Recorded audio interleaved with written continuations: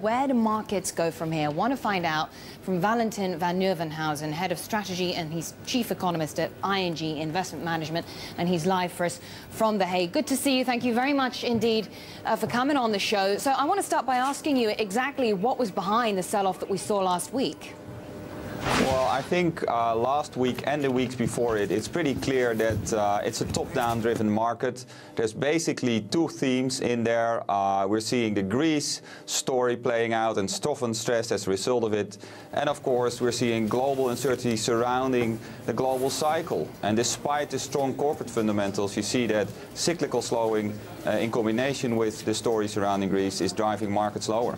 Okay, so Greece, a big driver of the sell-off last week of markets in general, and of course this week a big test of survival, you might say, for the Prime Minister George Papandreou. Debate begins on that austerity package. They're taking a vote on Wednesday. So with that in mind, what's the outlook for the markets? Well, I think the outlook is very, very uncertain. I mean, we think that you need to take risk in markets if risks are attractively priced. And currently, there are risks which are so difficult to quantify that we, given that we're heading into such a political event, that we have a neutral stance on equities, meaning, over the next 1 or 2 weeks, it could go anyway, and we take it a little bit from the sideline.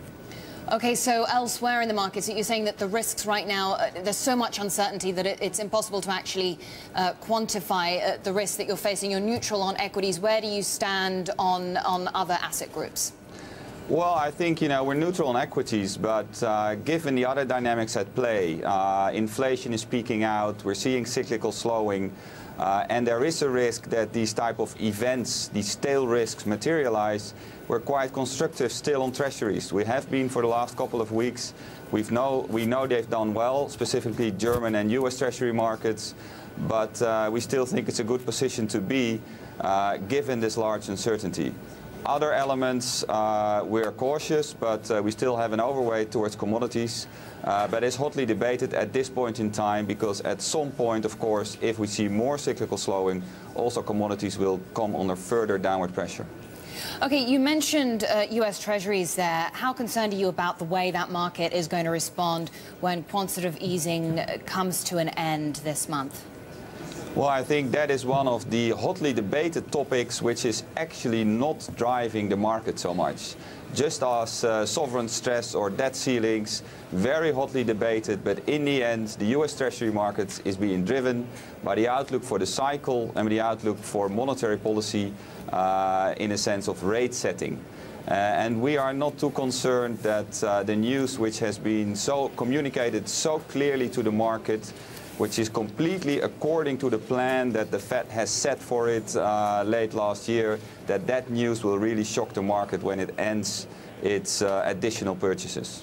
Well, in terms of its rate outlook, I guess the Fed, contrasting with the ECB, and we had the Bank of International Settlement saying that, look, central banks have to act, and they have to act fast to raise rates, to contain inflation. Do you agree with that this is creating serious distortions in financial markets that need to be reined in now?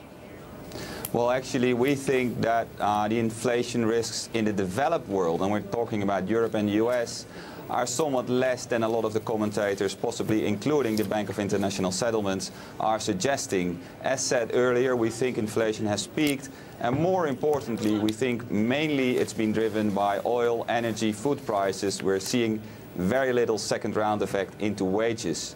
The story is different in emerging markets, and there we certainly agree that inflation risks are real and that additional tightening is absolutely necessary to contain them.